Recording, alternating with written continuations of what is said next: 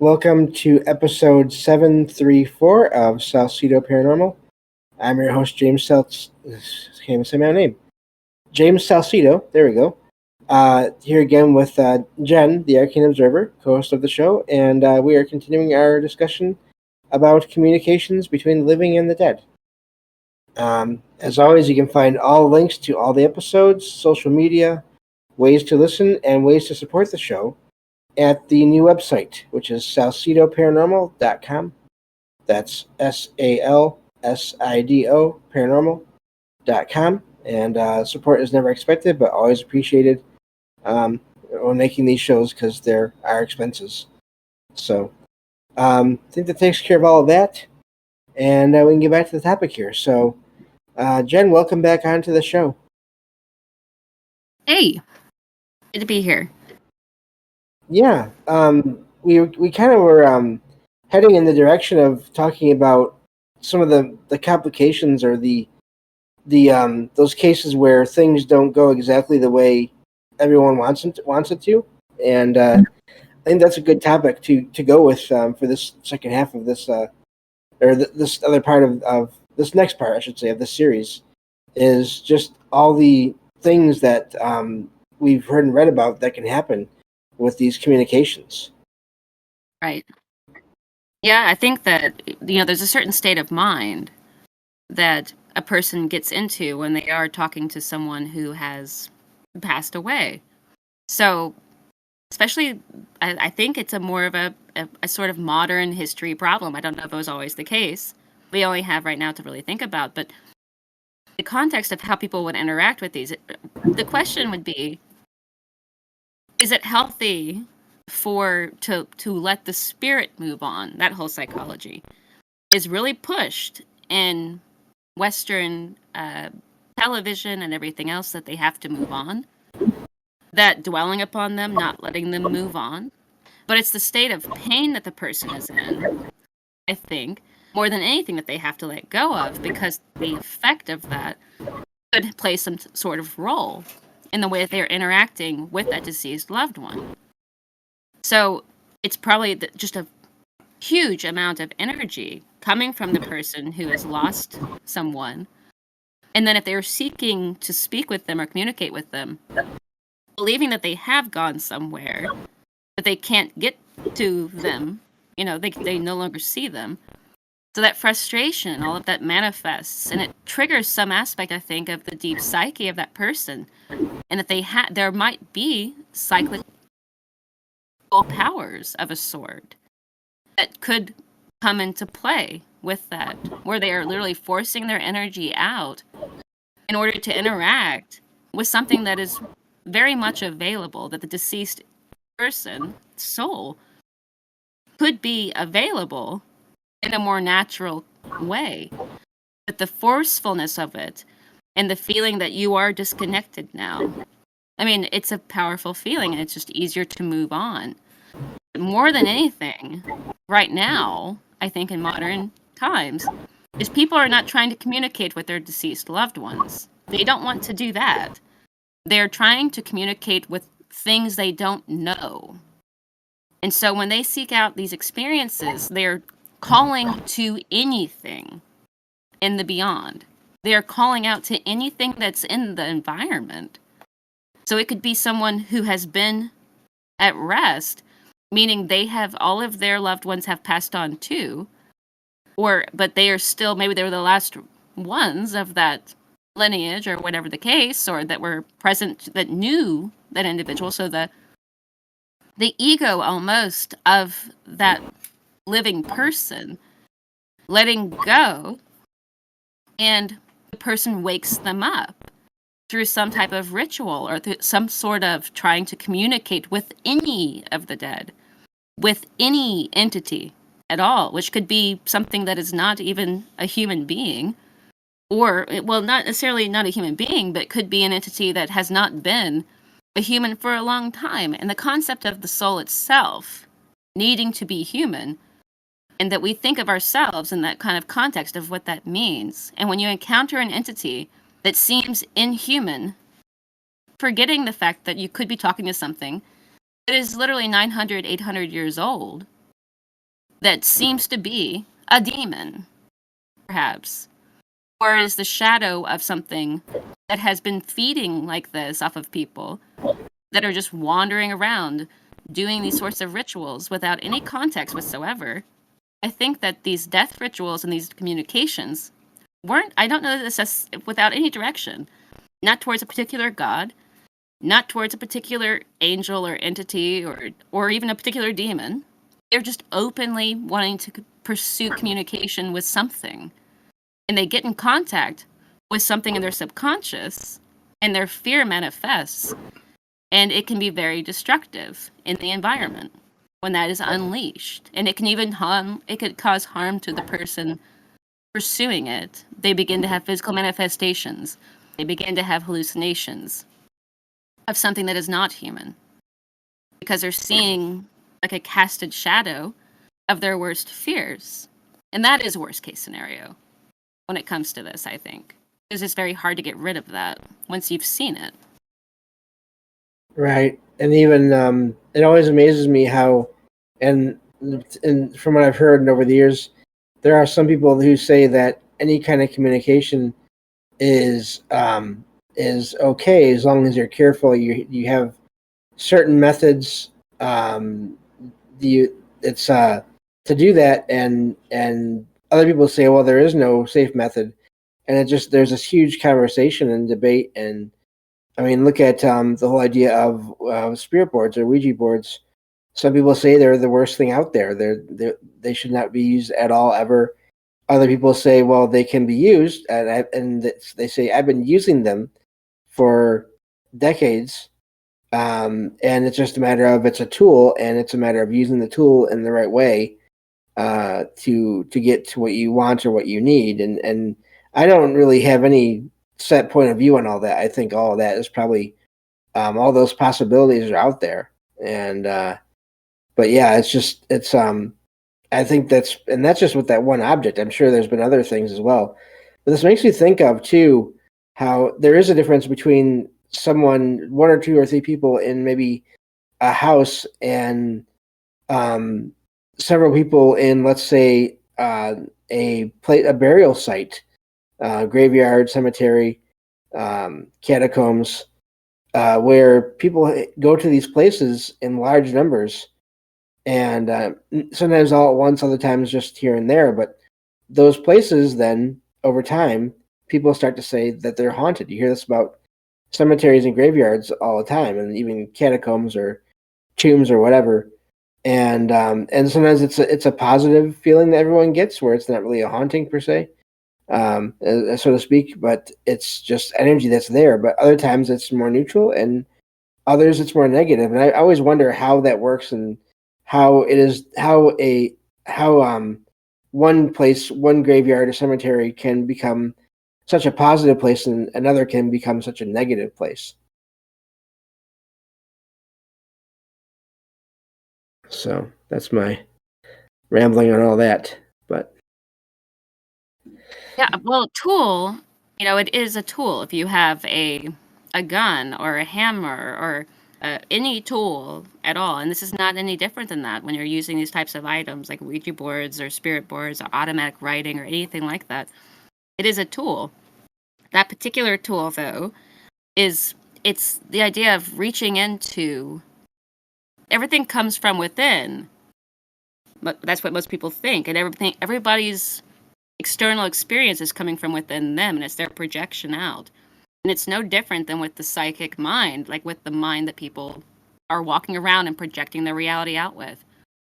And then the deceased as well, that their experiences being cast out into the world, especially when you're trying to conjure it up, to have communication with it by accessing a part of your subconscious mind.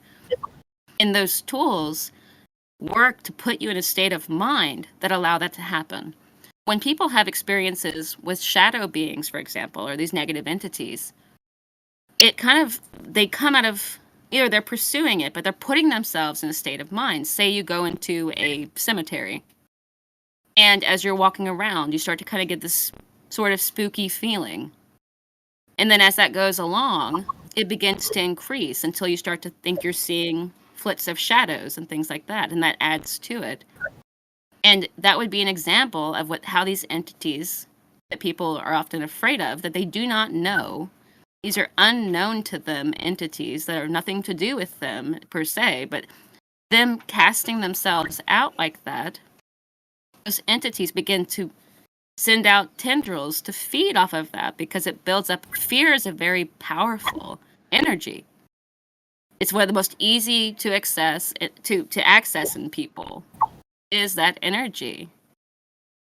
And so I think that is how that sort of operates. But when it comes to, as far as diminishing it, there are many rituals that can be done that do get rid of it. People say that maybe it's just a process, but when these people are, there's the whole concept of why they created exorcisms, or why they are done in different languages. Some of these entities don't speak the language even of the entities that they are with, the people they are haunting, so to speak. They don't. That's why you have, I mean, in different lands they speak different languages, and I think that it stands true that way. And that some of these entities, depending on how old or what time period, that matters, what language it is in, or what sort of rituals they are doing, or what are trigger objects to that entity, what matters to them, what has an effect on them.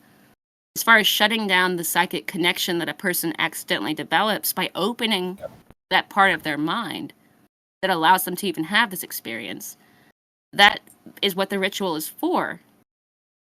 And to close that down, to close that doorway down, so the person can get back to a normal state of mind and then avoid what triggers that to happen again. I think when people have those experiences, sometimes they don't want to have them again, especially if they have made contact with something that they don't know, and then may have, even be having a vampiric experience with it. So that's all the cautionary with it, is that people making contact in general, or even reenacting rituals that were intended for a particular purpose, that are now just being used as a curiosity to have the experience, can be a mistake. Right. Yeah. Definitely. A lot of places that's a big thing with, I don't think every place, but a lot of places will, they'll set up places where they say, well, this place has been haunted for however long, and it's if you come here, you'll have an experience, and so many people do, and it's just, then there's also places where there's a combination of practical physical effects, things that are the people that run the place have set up in positions to simulate experiences, but then people can also still have experiences. I've over the years I've heard a few accounts of people that run haunted house attractions, the place where you have people in there that are acting, that are there to scare people, and some of those places, people that work in those places have experiences there. I wonder how much of that is just related to all this, in that they're using fear to generate more fear and more, I don't know, energy, and energy can lead to more activity, and all these things sort of going in circles together. Then whether it's a haunted house attraction where there's not originally anything there, or what amazes me is certain places that have these reputations of being haunted, and yet whatever apparition people are seeing there, and I've talked about this before, there is no historical evidence of that figure even existing there. And I'm not going to say any names of actual places for sure, because I don't want to get in trouble with them. But just look up any well-known haunted location. I'm sure you can almost find any place that has an example of that, where there's these reports. And again, I think in so many cases we can, when there isn't anything going on there isn't any spirits there, we can still, through focus and anticipation and just energy and spreading the idea around so much, people can generate paranormal activity in places like that as well. I know we're kind of going all over the place here with this topic, but I think it all still works, and hopefully everyone enjoys it. Yeah, and there's a sort of a hitchhiker effect. So I don't think that it has to be that the place itself necessarily is haunted, but that the person, there could be even just one or two individuals who are not even related to each other by friendship or any knowing of each other at all. Or there could be multiples of this. There could be many people going to a particular destination. And then sort of once again, like they're feeding into that. And then the more that people keep going there and say that the entity begins to just conceiving of the concept that there might be something about the feeding off of energy in general. And we see this in real life, though, so it shouldn't be too far-fetched from us. It could be something as like an infectious laughter or something like that to that effect, or even just a charismatic speaker, the way that that can impact a person.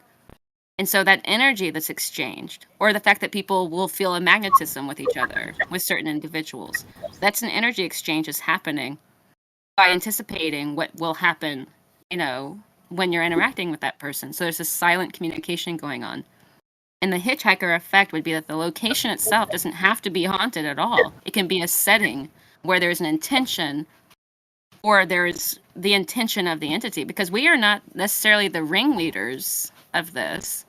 There's an effect where the entities themselves have an intelligence and a motive, and they have these intentions and ideas themselves or at least they are a full manifestation of just pure idea of what they're wanting or what they need to thrive in their whatever form of existence they are experiencing in some parallel universe, so to speak, beside our own. And so that's how I think that that would operate, where a location doesn't seem to be haunted initially, or there is no historical reason for it to be haunted. There's not been any kind of trauma or anything like that, which is, probably unlikely if there had been consistent, inhabitation of human beings in that region. But I think that there's a hitchhiker effect that can occur as well. And then the anticipation that that spot or that home or whatever the location may be anticipates having the experience. We were talking about theaters and caves and things like anything like these different places of what could be haunted. And anything could be, because of the intention people come there with. And then Right. the way that things interact with that energy that people bring. There's some type of, it can become a parasitic exchange, or it can be, especially when it has nothing to do with communicating with your deceased ancestors or loved ones, when it's just to see what will happen. It's even more of I think, a feature of how this interaction with the unseen world occurs, where, especially when it comes to a pitch of manifestation, visual, auditory, all these different senses. It's as if the entity is trying to align the person or to cause that person to have such a pitch with their energy that is useful to it. And so it's almost vampiric. And this is in all kinds of folklore about these types of experiences. Yeah, and the other amazing thing is you hear about this in also in investigations, paranormal investigations, whether it's just the investigators themselves or if they're having an event where they have people that are there with them, where they get recordings, EVPs. We mentioned that in the previous episode, and it's voices of the loved ones of the people that are there, and it's only the people that know these people, these voices, that realize that's my relative that had passed on, and yet they're in a location that has nothing to do with them or that loved one.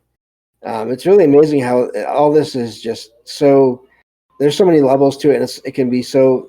There's so many variables, I think, and it's just a lot of.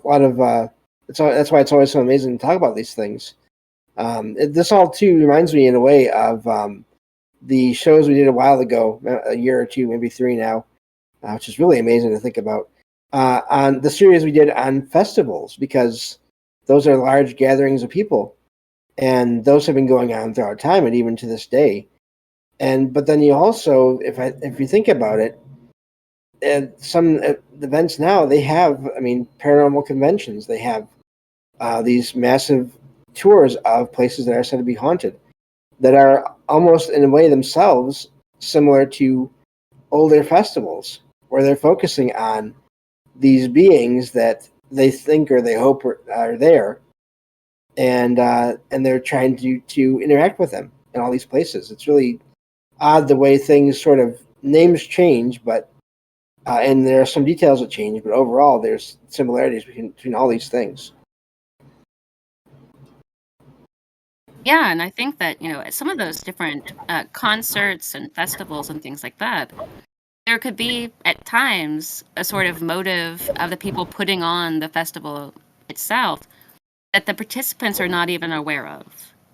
So they're anticipating that they're going to have a certain experience, and then the people who have set, for example, a concert in place could be trying to, I guess, attend to creating a certain sort of expectation result for themselves that the concert goers are not aware of, and so they become participants in a ritual unwittingly, but willingly.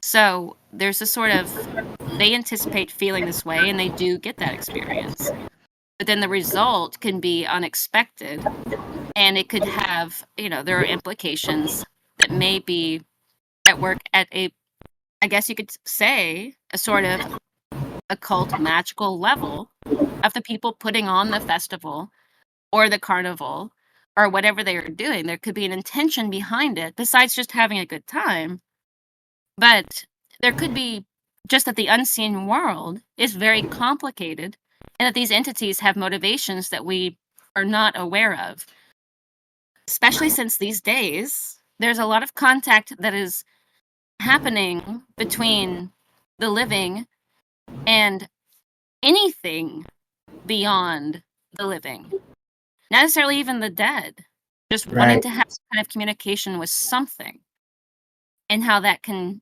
go awry, that can go wrong, or it can go well. But I just think that there's something about that, especially when you have a lot of people. And with haunted experiences or haunted houses or haunted locations, all the people going there are going there for that very reason, because they have heard it is haunted by something, and they think that they have some reason to go there, that they have something to either learn from it or whatever. But that could be, I don't know, it's curiosity. It's not unhealthy to do, I guess, but there are results from it. There are things that happen, and sometimes it's Right. unexpected how that Yeah. manifests. And then the hitchhiker effect plays a role in that, and people leave feeling not quite like themselves, and that's not infrequent either in a lot of people's encounters and their experiences. Yeah, I had an experience. The weirdest thing, I had a experience. We're going to wrap it up with this, but my first time I ever went on a public investigation of a place that was said to be haunted, I had an experience where when we got done with the event, I felt fine, but I felt drained. I had no energy left. But speaking of that, we are out of time, so we have no time left. Thank you, as always, Jen, for being here with me, and I'll talk to you next time. Thank you, James. I had a great time. And thank you all for being here, and I'll talk to you all next time on Salsido Paranormal. Take care.